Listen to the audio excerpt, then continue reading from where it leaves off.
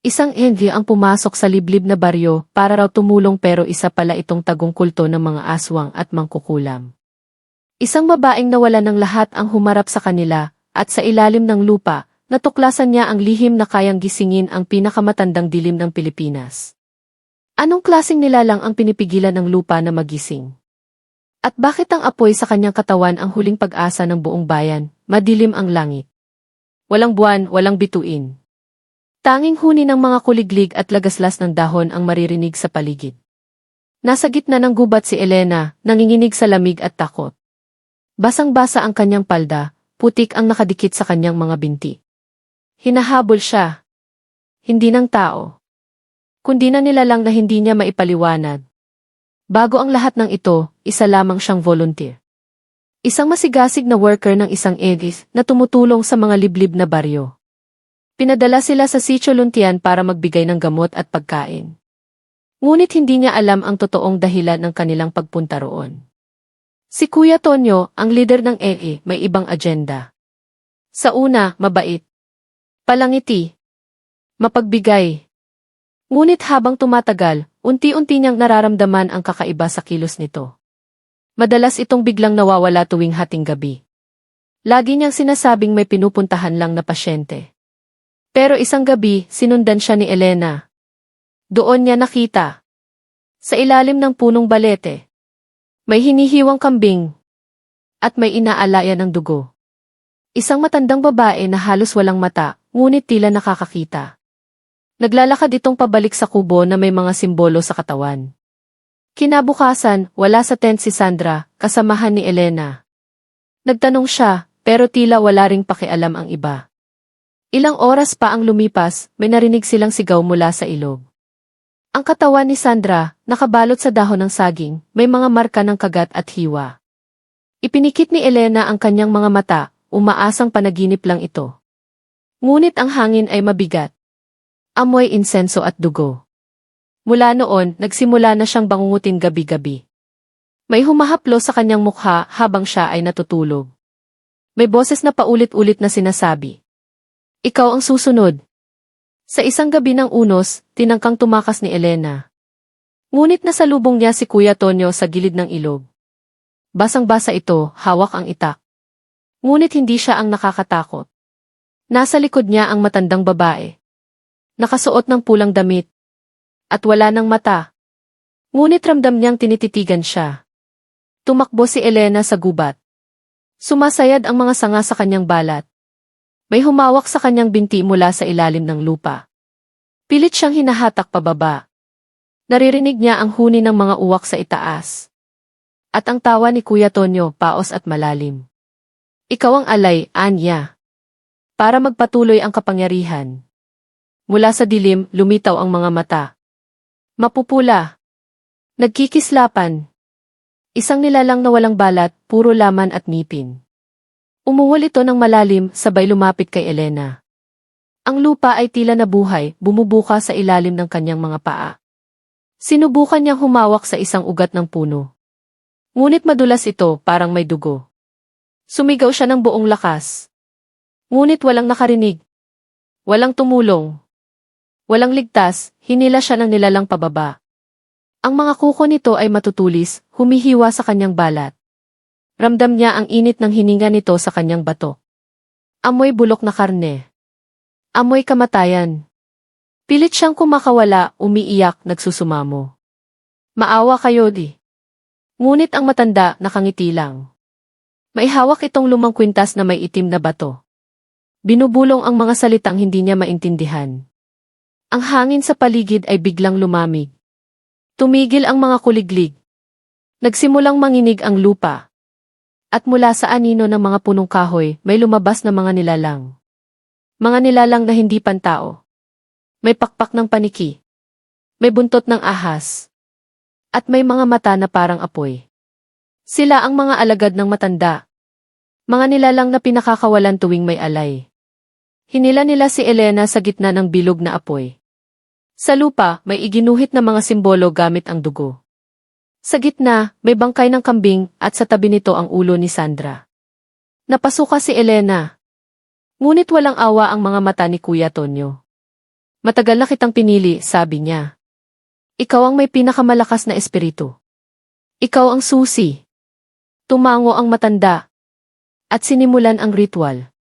Pumikit si Elena, nagdasal ang taimtim. Hindi para sa sarili, kundi para sa hustisya. Sa huling sandali bago siya tuluyang lunurin ang dilim, may naramdaman siyang init sa dibdib. Ang kwintas na iniwan sa kanya ng lola niya bago siya umalis. Isang anting-anting. Nagliwanag ito. Umingit ang mga nilalang, biglang umatras. Nagsimulang mangitim ang balat ng matanda. Imposible, sigaw ni Kuya Tonyo. Impossible. Ngunit hindi niya napansin. Ang apoy ay gumapang pabalik sa kanila. Nag-aalab ang mga ugat ng lupa. Isa-isang nilamon ng apoy ang mga nilalang. At sa gitna ng kagubatan, tanging sigaw na lamang ni Kuya Tonyo ang narinig. Isang sigaw ng sakit. Ng pagkasunog. Ng pagkatalo. Si Elena nakahandusay. Buhay. Ngunit hindi na siya katulad ng dati. Sa kanyang mga mata may bahid ng apoy. Sa kanyang mga palad may bakas ng dugo. At sa kanyang puso may panibagong sumpa. Bumangon si Elena dahan-dahan. Mabigat ang kanyang katawan, tila bawat galaw ay may kasamang kirot. Ang paligid ay unti-unting lumilinaw. Wala na ang apoy. Wala na ang mga nilalang. Tahimik ang kagubatan. Ngunit iba na ang katahimikan. Hindi ito kapayapaan. Ito ay babala. Sa lupa, nakakalat ang abo. Abo ng mga nilamon ng ritual. At sa gitna nito, ang kwintas na suot ng matanda, basag na. Dumampot si Elena ng dahon at tinakpan ang mga sugat. Habang naglalakad palabas ng kagubatan, ramdam niya ang mga matang nakatingin. Hindi tao. Hindi hayop. Mga mata ng kagubatan mismo. Nakarating siya sa daan. May nadaan ng tricycle na papuntang bayan. Nang makauwi siya, walang naniwala sa kanya. Ang mga otoridad walang ginawang investigasyon. Ang Enli naglaho. Burado ang pangalan. Wala ni isang tala sa opisina. Tila hindi sila kailanman umiral. Ngunit gabi-gabi naririnig pa rin ni Elena ang boses ni Kuya Tonyo. Mahina. Paos. Hindi pa tapos. At sa salamin, tuwing sasapit ang 12:00, may naaaninag siyang anyo sa kanyang likuran. Isang matanda. Wala pa ring mata. Nakangiti. Nag-aabang. Hindi na basta tao si Elena ngayon. May hawak na siyang kapangyarihan na hindi niya hiniling. At may misyon siyang ipinanganak mula sa dugo. Hanapin ang mga katulad ni Kuya Tonyo. Putulin ang tanikala ng kasamaan. Isa-isa. Kahit kapalit ay sariling kaluluwa. Lumipas ang mga buwan. Tahimik ang bawat araw, ngunit hindi siya matahimik. Sa bawat bayan na kanyang dinaraanan, may nararamdaman siyang kakaiba. Minsan, isang bulong sa hangin. Minsan, anino sa gilid ng kanyang paningin. At minsan, may mga mata na muling sumusunod sa kanya. Hanggang isang araw, nakarating siya sa isang lumang barangay sa probinsya ng Quezon. Tahimik, payapa sa unang tingin. Ngunit may bigat sa hangin. Parang may itinatagong sikreto ang bawat bahay. Lahat ng residente ay mapagmatsyag. Parang takot. Parang bihag. Sa gitna ng barangay may maliit na kapilya. Nasa gilid nito ang isang abandoned na health center. Pumasok si Elena. Mabigat ang hangin sa loob. Amoy amag, dugo at insenso. Sa isang sulok ng silid may altar. May larawan ng isang lalaki. Si Kuya Tonyo. Buhay ang kanyang kulto. Hindi siya ang tanging pinuno. Isa lamang siya sa marami. Lumapit si Elena. Nag-init muli ang kanyang dibdib. Ang kwintas mula sa kanyang lola, nagliwanag muli kahit basag na ang bato nito. May tinig siyang narinig. Malalim. Mabangis. Ikaw na ang susunod. Bumukas ang pinto sa likod. Lumabas ang isang babae. Maputla ang balat. Itim ang mata. Matagal ka naming hinihintay, bulong nito. Ang dugo mo ang huling kailangan. Umikot ang paligid. Nagdilim ang paligid ng kwarto. At sa sahig, muling lumitaw ang mga simbolo ng kulam. Nasa sentro si Elena. Ngunit sa pagkakataong ito, hindi na siya tatakbo. Itinaas niya ang kanyang kamay. Nagningning ang kanyang palad. At sa kanyang likuran, may liwanag. Mula sa kawalan, may tinig na mas malakas pa sa kadiliman. Tinig ng kanyang lola. Anak, ang lakas ay hindi lamang para sa digmaan. Ito'y para sa kalayaan. Tumayo si Elena. Hindi na siya ang dating biktima. Ngayon, siya ang magiging bangungot ng mga mapagsamantalang nilalang. Ang digmaan ay nagsimula na. At siya ang magdadala ng apoy. Lumapit ang babae, ang kanyang mga paa ay tila hindi lumalapat sa lupa. Sa bawat hakbang nito, ang paligid ay naglalangis, parang nabubulok ang hangin. Ang mga ilaw sa lumang health center ay isa-isang pumutok. Kadiliman ang bumalot sa buong silid. Ngunit si Elena ay nanatiling nakatayo. Mahigpit ang hawak sa kanyang kwintas, na ngayon ay parang nagbabaga sa init. Akala ninyo ako pa rin ang mahina, bulong niya. Ang babae ay biglang sumigaw. Isang sigaw na parang nagmumula sa ilalim ng lupa. Mula sa kanyang likuran, lumitaw ang mga aninong hugis tao. Puti ang mata, nangingitim ang balat, at may lumalabas na usok mula sa kanilang mga bunganga. Sila ang mga kaluluwang sinakripisyo. Ang mga biktima ng ritual. Ilalagay ka namin sa tabi nila, sabi ng babae. Ngunit bago pa siya makalapit, biglang sumiklab ang liwanag mula sa katawan ni Elena. Sumabog ang anino sa paligid. Ang mga espiritu ay sumigaw sa sakit at isa-isang nawala. Ang babae ay napaatras. Humawak sa kanyang ulo. Imposible, hindi pwedeng ikaw. Ngunit huli na. Ang palad ni Elena ay tila naging apoy. Isang simbolo ng sinaunang sulat ang sumiklab sa kanyang balat. Hinampas niya ang sahig. Nagliyab ang buong altar. Nasunog ang mukha ni Kuya Tonyo sa larawan. Ang babae ay napasigaw. Nagbago ang anyo nito. Naging baluktot, may pakpak, may matutulis na ngipin. Isang aswang na nagkukubli bilang tao. Tumalon ito kay Elena. Ngunit sinalubong siya ng apoy. Sunog ang kanyang balat. Umingit ito sa sakit. Hindi mo kami maubos, sigaw ng nilalang. Mas marami pa kami. Mas malalakas. Tumitig si Elena sa kanya. At may ngiting malamig. Mas matagal akong galit. Isang huling sigaw at ang aswang ay nilamon ng apoy. Nag-iwan lamang ng abo at abo na parang may hugis ng mata, nakatingin pa rin. Napaluhod si Elena. Humihingal. Mabigat ang katawan. Ngunit buo ang loob.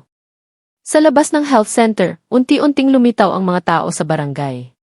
Tahimik silang nanonood. Isa sa kanila ang lumapit. Isang matandang lalaki. Matagal ka naming hinihintay.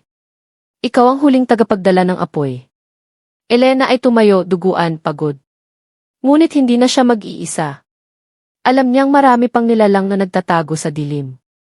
At ang bawat apoy na dala niya ay magsisimula ng gyera laban sa kadiliman. Tumango si Elena. Hindi na siya nagtanong. Alam niyang ito na ang simula ng mas malaking laban.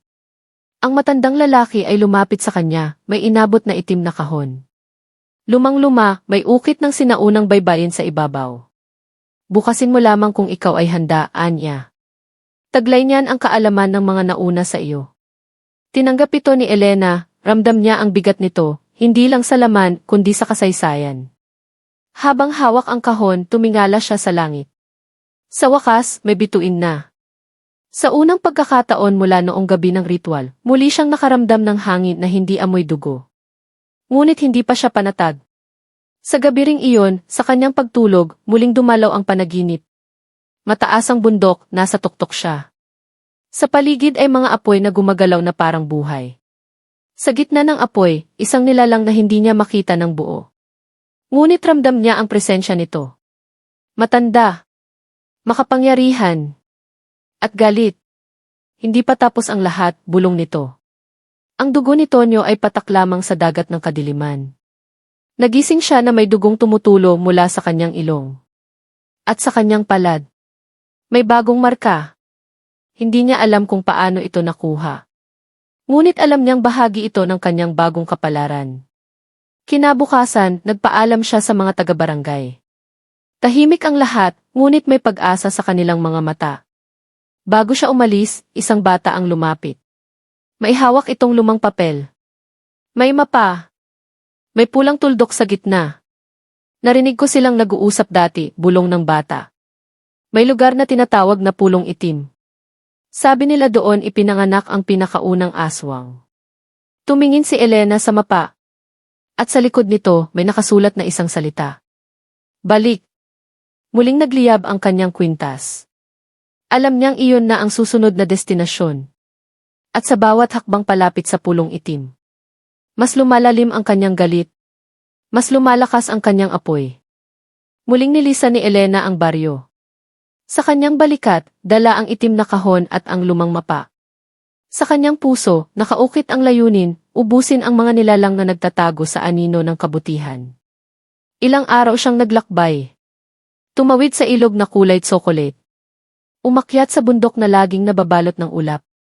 Sa bawat lugar na kanyang tinatahak, tila may matang nakamasid. Sa gabi, ang mga panaginip niya ay lalong lumalalim. Nakikita niya ang mga mukha ng mga biktima. Sumisigaw. Humihingi ng tulong. At sa bawat panaginip palaging nandoon ang isang anino. Mataas. Payat. May mahabang mga daliri na parang kutsilyo. Minsan, gumagalaw ito. Minsan, nakatayo lang sa likod ng kanyang anino. Hindi niya ito nakikita ng buo. Ngunit nararamdaman niya ang lamig na dala nito. Pagdating niya sa pulong itim, agad niyang naramdaman ang bigat ng lugar. Ang lupa ay tuyo at punit. Ang hangin ay tila hindi dumadaloy. Walang ibon. Walang insekto. Walang tunog. Isang abandonadong baryo ang nasa gitna ng kagubatan. May mga bahay na yari sa kawayan, natutuklap na ang bubong. May mga aninong biglang sumusulpot sa gilid ng kanyang paningin. Pumasok siya sa sentro ng baryo, kung saan may lumang punong kahoy. Iyon ang pinakamatanda sa lugar. At sa ugat nito may pinto, nakabaon sa lupa. Binalikan niya ang mapa. Pareho ang guhit. Pareho ang tanda. Lumapit siya. Hinawakan ng kahoy na hawakan ng pinto. Malamig. Parang yelo. Pagbukas niya, bumungad ang hagdang pababa. Puno ng alikabok at amoy ng nabubulok na laman. Habang bumababa siya, mas lalong lumalalim ang dilim. Hanggang sa wala ng liwanag maliban sa naglalagablab niyang kwintas. Sa pinakailalim ng kuweba, may bilog na silid. Sa gitna nito, isang altar. At sa altar, nakaluhod ang isang nilalang. Balot ng itim na balabal. Hindi gumagalaw. Parang estatwa. Ngunit nang lapitan niya ito, bigla itong nagsalita. Mahinang tinig. Matagal na kitang inaabangan. Ikaw ang nagputol sa isa sa amin. Ngayon, kailangan mong makita kung saan nagsimula ang lahat. Itinaas na nilalang ang kanyang ulo. At sa kanyang mga mata, nandoon ang lahat ng kasalanan ng mundo. Sama, sakit, at isang uri ng gutom na hindi kayang unawain ng tao. Hindi ito si Kuya Tonyo. Hindi ito simpleng aswang. Ito ang pinuno ng kanilang lahi. Ang ugat ng kasamaan. At sa kanyang likod, dahan-dahang gumagalaw ang mga katawan ng iba pang nilalang. Daan-daang mata. Daan-daang bibig. Lahat gutom. Lahat galit.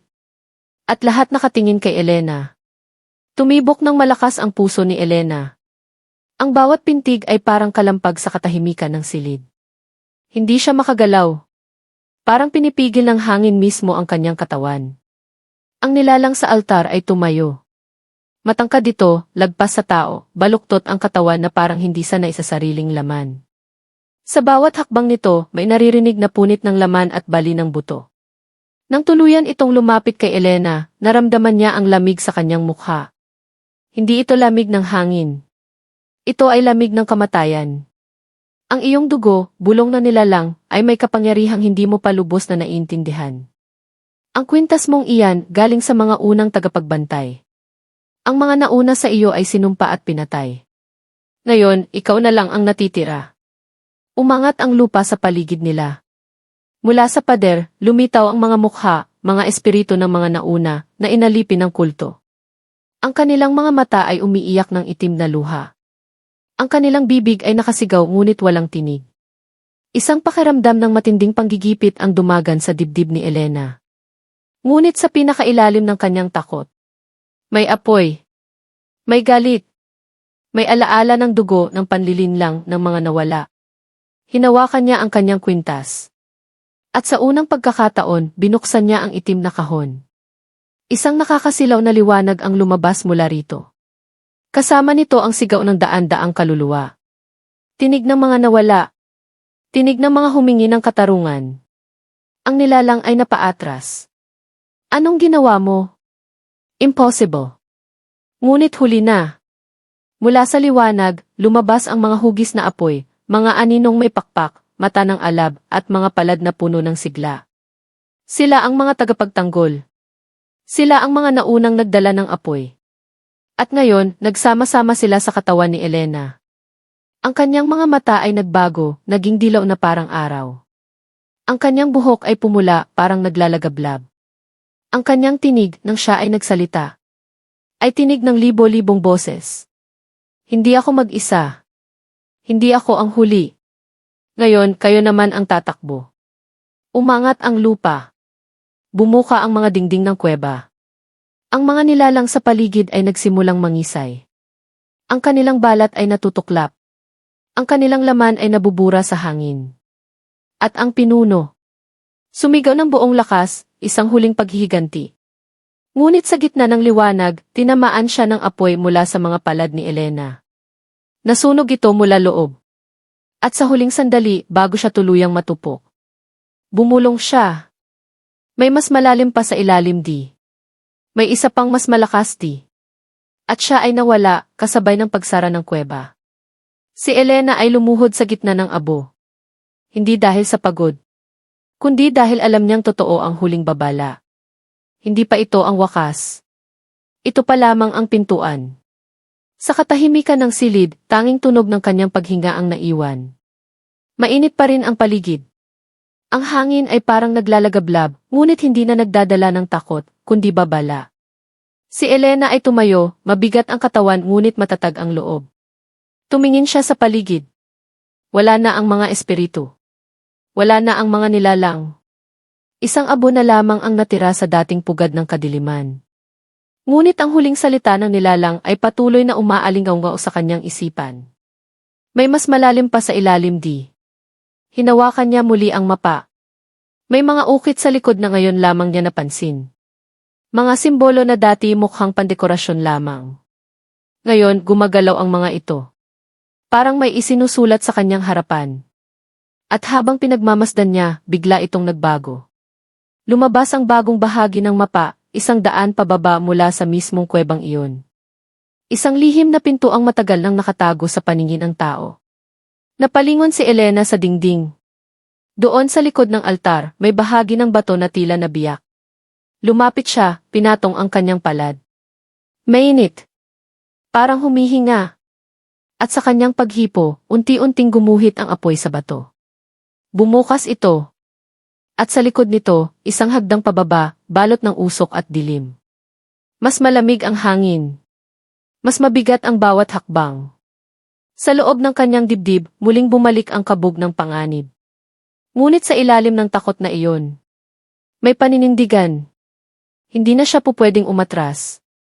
Bawat nilalang na kanyang nilabanan ay bahagi lamang ng isang mas malaking mundo. Isang mundo ng kadiliman na matagal nang gumagapang sa ilalim ng Pilipinas.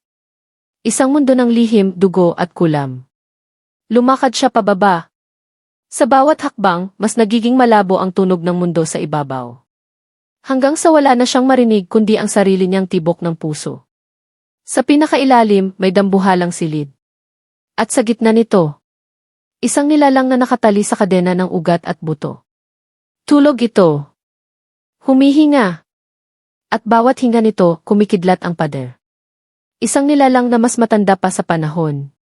Masama ang aura nito, nakakasulasok, parang pinagsamang bangkay at bulok na kahoy. Sa isang sulok ng silid, may altar. At sa altar, isang lumang journal. Binuksan ito ni Elena. Nabasa niya ang pamagat. Aklat ng mga nawalang apoy. At sa unang pahina, isang babala. Kapag nagising siya ang buong lupa ay luluhod. Napasinghap si Elena. Hindi na ito laban lamang para sa sarili. Ito ay laban para sa buong bayan. At ang tanong ay hindi kung kaya niyang lumaban, kundi kung handa ba ang mundo sa katotohanang matagal nang nakalibing sa ilalim ng lupa. Nanginig ang kamay ni Elena habang hawak ang journal. Bawat salita ay tila nakaukit sa apoy, umiinit ang pahina sa kanyang palad. Ang tinta ay hindi itim kundi pula, parang dugo na hindi natuyo. Binasa niya ang mga unang linya. Ang nilalang sa ilalim ng mundo ay hindi Diyos, ngunit sinamba. Hindi hari, ngunit sinundan. Tinawag siyang albularyo ng dilim, tagapaglikha ng unang kulam, unang alay, unang taksil. Itinuloy niya ang pagbabasa. Sa bawat pahina, mas lumilinaw ang larawan ng nilalang sa harapan niya. Siya ang pinagmulan ng lahat ng itim na salamangka sa lupaing ito.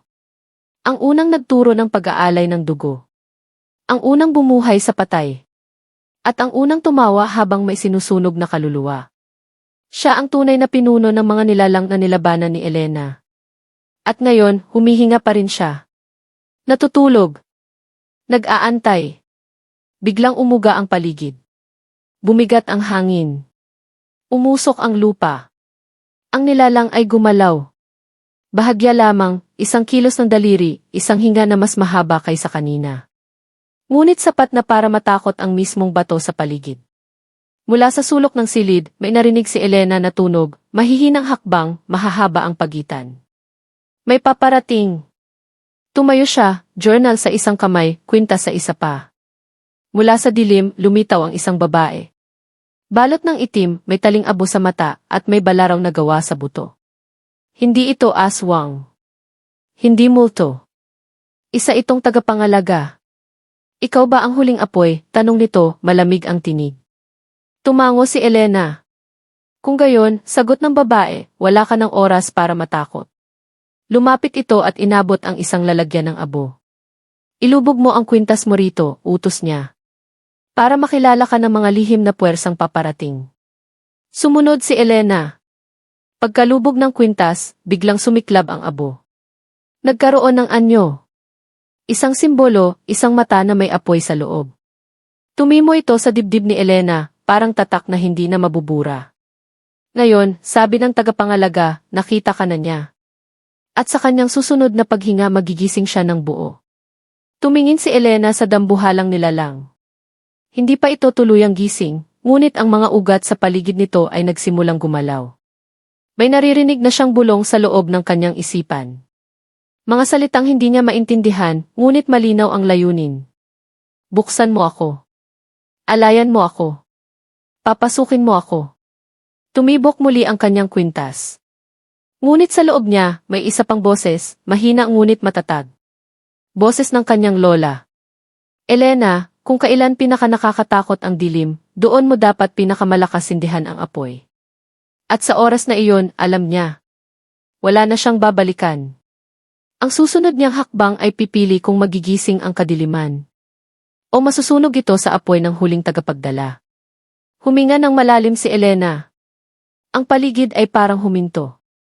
Walang tunog, walang galaw, parang buong mundo ay nag-aabang sa susunod niyang kilos. Hawak pa rin niya ang aklat ng mga nawalang apoy, ngunit ngayon ay parang bahagi na ito ng kanyang bala. Tila may koneksyon na sila ng mismong kasaysayan. Ang nilalang sa gitna ng silid ay muli na namang gumalaw. Mabagal, matigas, ngunit may puwersa. Tumagaktak ang pawis ni Elena.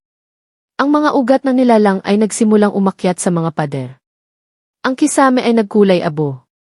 Parang nilalamo ng dilim ang espasyo. Kapag nagising siya, mawawala ang hangganan ng buhay at kamatayan, bulong ng tagapangalaga. Ang mga patay ay babalik. Ang mga nabubuhay ay luluhod. Muling tumunog ang kwintas ni Elena. Ngunit ngayon, mas matindi ang init nito. Ang apoy ay lumalabas na sa kanyang mga palad, parang sinasagot ang galaw ng nilalang. Sa bawat yabag niya palapit sa altar, nagkakabuhay ang apoy sa kanyang katawan. Ang kanyang anino ay hati, kalahating tao, kalahating liwanag. Tumingin siya sa tagapangalaga. Ano ang kailangan kong gawin para hindi siya magising?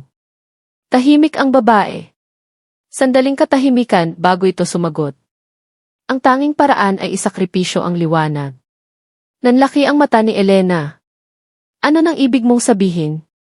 Kailangan mong bitawan ang apoy na nasa iyo. Iyon lang ang makakapiit sa kanya. Ngunit sa sandaling gawin mo iyon, hindi ka na muling magiging tagapagdala. Hindi agad sumagot si Elena. Tumingin siya sa nilalang, higanting balot ng ugat at kadiliman, isang hiningang pwedeng sumira ng mundo. Tumingin siya sa kanyang mga palad, lumiliyab pa rin, sa gisag ng lahat ng kanyang ipinaglaban. Ang lahat ng napatay. Ang lahat ng nagtiwala sa kanya. Tumibok ang kanyang puso. 1, 2, 3. Sa pang-4, isinara niya ang kanyang mga mata. At inabot ang kanyang kwintas. Nagsalita siya. Hindi para sa nilalang. Kundi para sa mga nawalan, para sa mga hindi nakahanap ng katarungan. Sa ngalan ng liwanag na namatay para sa dilim. Sa ngalan ng mga tinahimik, sinunog at binaluktot. Iniaalay ko ang apoy na ito. Para hindi na kailanman may isisilang na ganito pang kadiliman. Hinilan niya ang kwintas mula sa kanyang lig. Tumili ang mga pader. Nanginig ang lupa. Sumigaw ang nilalang, isang sigaw na parang sabay-sabay na umiiyak ang libo-libong kaluluwa. At sabay na nasunog ang altar at ang kanyang kwintas. Isang liwanag ang sumabog, pumulandit sa buong kuweba. Ang mga ugat ay natuyo. Ang nilalang ay nagsimulang maghiwa-hiwalay, parang nilalamon ng sariling anino. At sa isang huling sigaw, ito ay gumuho. Natapos ang ingay. Naubos ang usok. Tahimik. Si Elena ay nakaluhod. Ang kanyang mga palad wala ng apoy. Ang kanyang katawan pagod, nanginginig. Ngunit ang nilalang sa ilalim ng mundo. Wala na. Ang tagapangalaga ay lumapit dahan-dahan. Tiningnan niya si Elena, ay halong lungkot at paggalang sa mga mata. Hindi ka na tagapagdala, sabi niya. Ngunit ikaw ang naging tagapigil. At sa katahimikan ng kuweba, sa gitna ng abo at liwanag. Isinara ni Elena ang aklat. At tuluyang humakbang paakyat. Tungo sa isang bagong mundong muling binigyan niya ng pag-asa. Habang paakyat si Elena sa hagdang bato, nararamdaman niyang bawat hakbang ay mas magaan.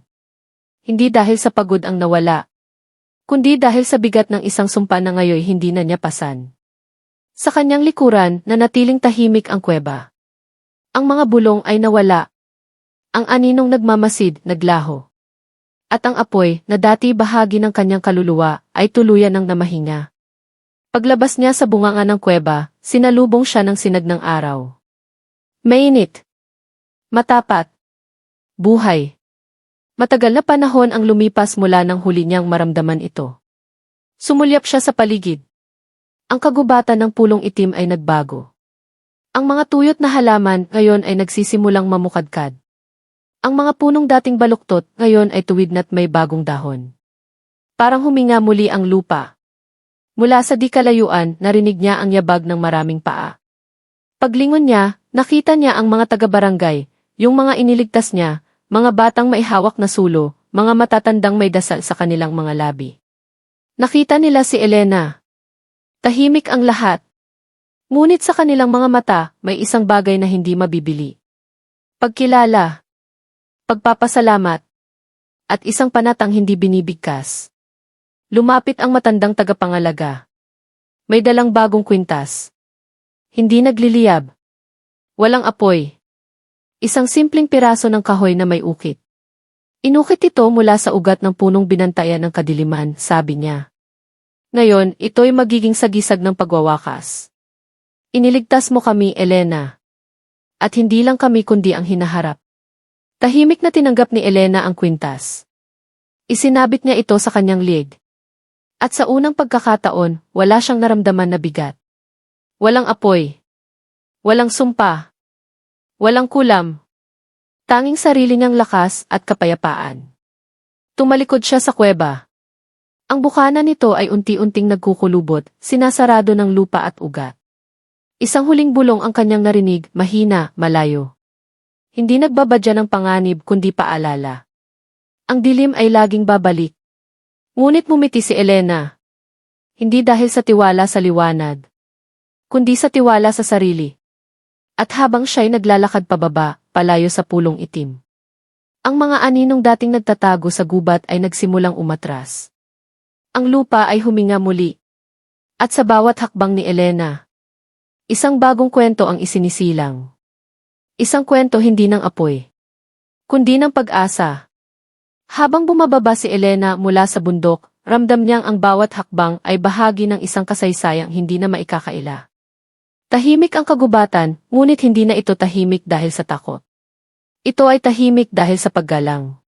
Ang mga dahon ay dahan-dahang sumasayaw sa hangin. Parang binabati siya ng kalikasan. Isang batang lalaki ang sumalubong sa paanan ng daan.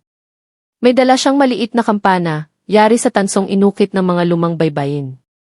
Tahimik niya itong iniabot kay Elena. Para po sa susunod na apoy, sabi ng bata.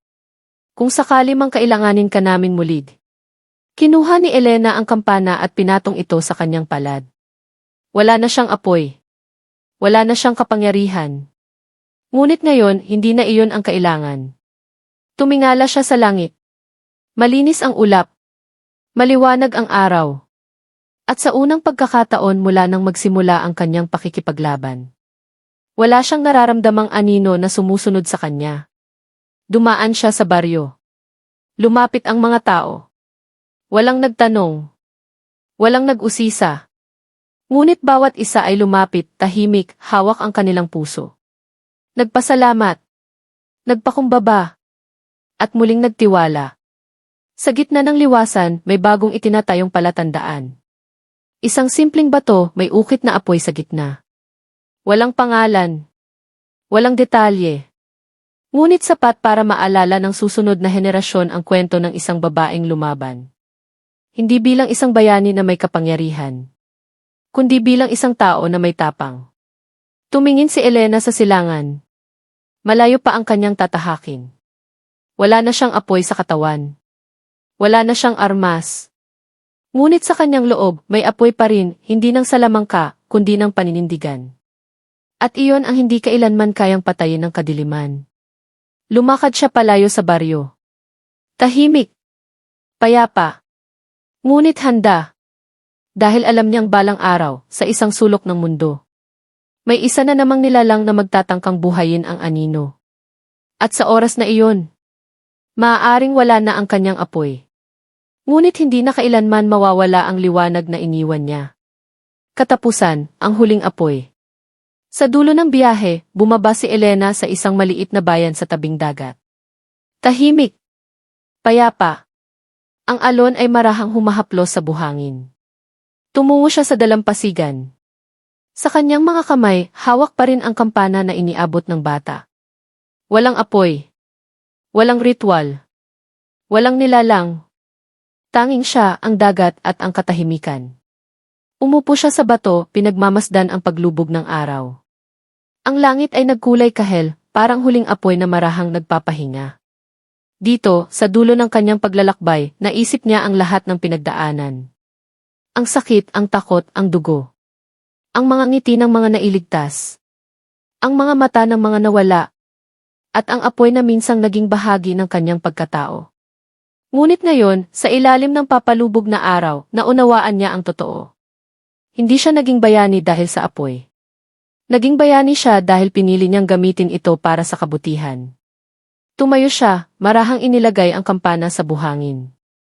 Isang alon ang humaplos dito, binasa ang paligid, saka muling umatras. Sabay ng tubig, parang may iniwan itong mensahe sa buhangin. Isang hugis ng apoy na kusang naglaho sa hangin. Ngumiti si Elena. Isang iting pagod, ngunit buo. Tumingala siya sa langit. At sa huling sulyap sa araw, ibinulong niya ang mga salitang sinambit ng kanyang lola. Ang tunay na liwanag ay hindi kailanman umaasa sa kapangyarihan. Ito ay lumalaban dahil alam niyang dapat. Naglakad siya palayo sa dalampasigan. Tahimik. Matatag. At habang siya ipapalayong lumalakad, ang kampana sa buhangin ay marahang tumunog sa hangin. Isang huling paalala. Na minsang may isang babae na humarap sa dilim. At sa halip na masunog, siya ang naging apoy. Wakas. Sa paglalakad ni Elena palayo sa baryo, hindi na siya binibigat ng mga alaala ng nakaraan. Ang bawat yapak sa lupa ay marahan, tiyak at puno ng kabuluhan. Ang hangin na dati may dalang bulong ng kulam, ngayon ay amoy dahon at hamog. Sa kanyang puso, may katahimikang noon lang niya natagpuan. Pero sa likod ng katahimikan, alam niya. Hindi ito wakas. Ito ay pansamantalang pahinga. Dahil ang mundo ay hindi naubusan ng mga nilalang na sumusubok baluktutin ang liwanag. Muli siyang lumingon sa likod. Tanaw niya ang bundok kung saan siya lumaban. Ang kuweba kung saan siya nagsakripisyo. At ang mga taong minsang naging biktima, ngayon ay nakatayo ng taas noo. Hindi niya sila iniligtas para utangin ang kanyang ginawa. Iniligtas niya sila dahil alam niyang karapatan nila ang liwanag. At kung sakaling ang dilim ay muling bumangon, hindi na sila maghihintay ng tagapaglaban. Sila mismo ang lalaban. Sa kalsadang abot tanaw, nakita ni Elena ang isang kariton. Pinapatakbo ng matandang lalaki, may dalang mga gulay at alay para sa pista sa kabilang bayan. Umiti ito nang makita siya. Kasama ka ba sa prosesyon, Hija? Tanong ng matanda. Umiti si Elena, bahagyang yumuko. Hindi po. Pero baka doon din po ang punta ko. Sumabay ka, alok ng matanda. Marami pa tayong dadaanan. Sumakay siya. Tahimik ang biyahe. Ngunit sa kanyang isip, nagsimula ng mabuo ang panibagong kwento. Hindi ng mga halimaw sa ilalim ng lupa, kundi ng mga taong pinili ang tama kahit mahirap. Ang mga taong walang kwintas, walang kapangyarihan, ngunit may lakas ng loob. Dahil sa huli, hindi apoy, anting-anting, o kulam ang magliligtas sa mundo. Kundi ang desisyong tumayo kahit natatakot. Ang desisyong lumaban kahit mag-isa. At ang desisyong magpatuloy, kahit pa ang liwanag ay parang kandilang naupos. Sa gitna ng mga bundok, sa mga baryong nalimutan ng syudad. At sa puso ng mga kwento ng gabi. Ang pangalan ni Elena ay hindi isisigaw. Ngunit mananatili siyang alamat. Hindi para katakutan, kundi para tularan.